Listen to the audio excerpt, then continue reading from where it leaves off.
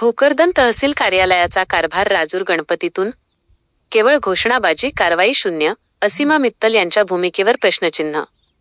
केदारखेडा, प्रतिनिधी बी.के. ढसाळ. भोकरदन तालुक्यातील प्रशासकीय कारभाराचा अनागोंदी कारभार समोर आला असून तालुक्याचे मुख्य तहसील कार्यालय भोकरदन येथे असतानाही तलाठी आणि संबंधित कर्मचाऱ्यांनी आपला संपूर्ण तळ राजूर गणपती येथे हलवला असल्याचे धक्कादायक चित्र निर्माण झाले आहे. या गंभीर प्रकारामुळे सामान्य नागरिकांना नाहक त्रासाला सामोरे जावे लागत आहे. मुख्य कार्यालय सोडून राजूरमधून कारभार. मिळालेल्या माहितीनुसार भोकरदन तहसील कार्यालयात असणे अपेक्षित असलेले तलाठी आणि इतर कर्मचारी राजूर गणपती येथे ठाण मांडून बसले आहेत.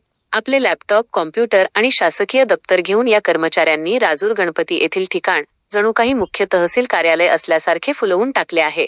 अधिकृत तहसील कार्यालय भोकरदन येथे असूनही सर्व मुख्य कारभार राजूर गणपती येथूनच चालवला जात असल्याचा आरोप नागरिकांमधून केला जात आहे.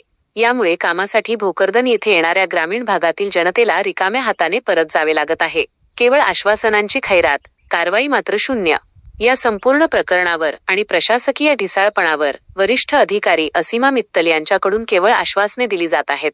कारवाई करू, बदल करू अशी पोकळ आश्वासने देण्यापलीकडे प्रत्यक्षात मात्र कोणतीही ठोस कारवाई होताना दिसत नाही. असीमा मित्तल यांच्या या फक्त आश्वासन, कारवाई शून्य या भूमिकेमुळे कर्मचाऱ्यांचे धाबे दणाणण्याऐवजी त्यांचे मनोबल अधिकच वाढत असल्याचे बोलले जात आहे. नागरिकांचा संतप्त सवाल. जर तालुक्याचे मुख्य ठिकाण भोकरदन आहे तर शासकीय कर्मचाऱ्यांना राजूर गणपती येथून कारभार हाकण्याची मुभा कोणी दिली? वरिष्ठ अधिकारी यावर डोळेझाक का करत आहेत? अशा संतप्त प्रतिक्रिया आता सर्वसामान्य जनतेतून उमटत आहेत.